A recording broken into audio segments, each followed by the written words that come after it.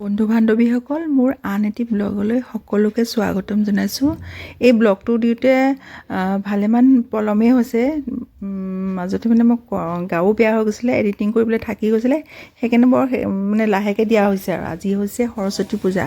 এই ব্লগটো অকণমান সৰস্বতী পূজাৰ ওপৰতে আৰু আজি সৰস্বতী পূজাৰ দিনটোত কিনো কৰিছোঁ।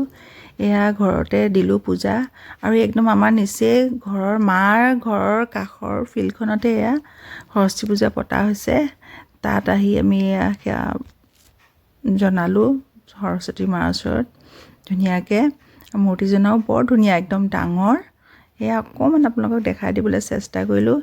ভাগিনজনীয়ে, মই, বাবাই, আনাই আমিকেইটাই ওলাই যাওঁ, যিহেতু জান আকৌ গুৱাহাটীৰ পৰা আহিহে আছে সেইটো কাৰণে বোলো এনেই আৰু সৰস্বতী পূজা বুলি অকণ ফুৰি আহোঁ বুলি ওলালোঁ, আৰু ভালো লাগিলে। এয়া এইফালে সেৱা এটা জনাই লওঁ মাৰ ওচৰত।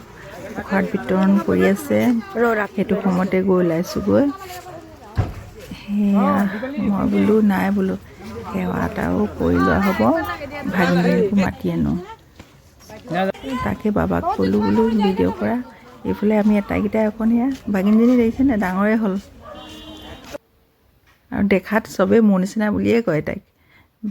বাবাকে ভনীয়েককে একেলগে ভিডিঅ'ত কেমেৰাত বন্দী কৰিলোঁ, ফটো এখনো লগতে উঠাই দিলোঁ। তাৰপিছত ফুৰি মেলি অলপমান খাবলৈ গ'ল। সৰস্বতী পূজা বুলিতো নোখোৱাকৈ নাথাকে। সেয়া চিকেন পকৰা সেয়া দিলে তাৰপিছত মইতো এইবিলাক নাখাওঁ, চিকেন টিকেন। সিহঁতি পূৰা খাই আছে আটাইকেইটাই। ইফালে আনাও খাই আছে, সিহঁতি কথা পাতি পাতি খাই আছে। মই আৰু বহি পানীহে খাই আছোঁ। মই কাৰণ এইবিলাক পূৰা একদম ভেজেই খাম, যিহেতু আজি পূজা। চিকেনটোও নাখাওঁৱেই। তাৰপিছত সেয়া আৰু এতিয়া কেতিয়া আহিব খানা, এইফালে চাই আছোঁ। ভোকো লাগিছে, যিহেতু ৰাতিপুৱাৰ পৰা আজি একো খোৱাই নাছিলোঁ। পূজা বুলি সেই প্ৰসাদ অকণমানহে হাতত লৈছিলোঁ ঘৰৰ পৰা ওলাই আহোঁতে। খানা আহি পোৱাহি নাই আৰু। এয়া আনিলে দেই, এতিয়া ফটাফট খাই লওঁ।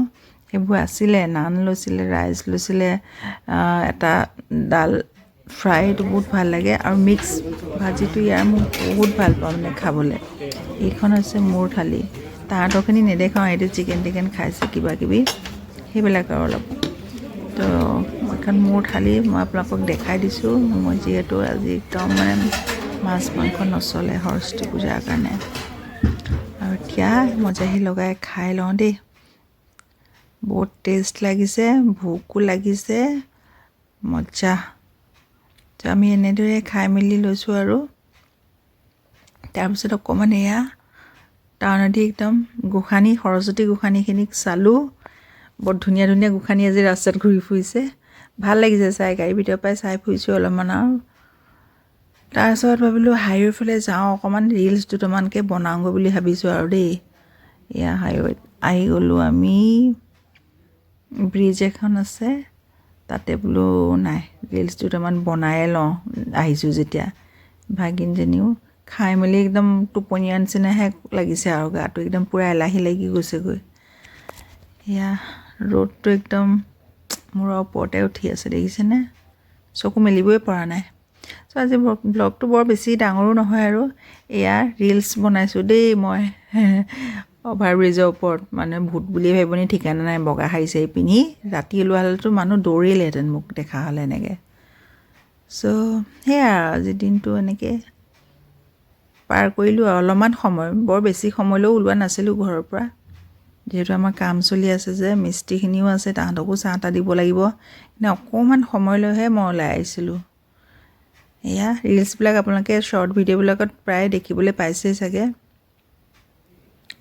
আৰু এয়া হোটেলত মৰা ফটো কেইকপিমান এয়া কেমেৰাত বন্দী কৰি থলোঁ। চাওকচোন কেনেকুৱা লাগিছে আমাৰ। ভাল লাগিছে নাই গাইজ, কমেণ্ট এটা কৰিব। আৰু এয়া আজিৰ এই সৰস্বতী পূজাৰ সৰু সুৰা ব্লগটো ইমানতে সামৰিম বুলি ভাবিছোঁ। আৰু নেক্সট ব্লগত আকৌ দেখাবলৈ চেষ্টা কৰিম, কিনো পাৰোঁ কিনো নোৱাৰোঁ। চ' ফটোকেইখন কেনেকুৱা লাগিছে গাইজ, কমেণ্ট এটা কৰিবলৈ নাপাহৰিব দেই। চ' আজিলৈ আহোঁ। সকলো ভালেই থাকিব, সুস্থ থাকিব, আৰু ভাল ভাল ব্লগছবিলাক আপোনালোকৰ ওচৰত আনিবলৈ চেষ্টা কৰিম। মাজতে অলপমান অসুবিধা হোৱাৰ বাবে মই ব্লগবিলাক দিবই পৰা নাছিলোঁ। চ' সেয়াই আৰু এয়া ভাগিনজনী দেখিছেনে কিমান মৰম লগা হৈছে তাই দেখিবলৈ আৰু এই মনটো ভাল লাগে আৰু এইবিলাক এটা স্মৃতি নহয় জানো এই ফটোকেইখন এনেকৈয়ে থাকি যাব মানুহ থাকোঁ নাথাকোঁ লাগিলে সেইটো কাৰণে বন্দী কৰি ৰাখিলোঁ কেমেৰাত শেষত আকৌ এবাৰ কৈছোঁ আজিলৈ আহোঁ দেই বাই বাই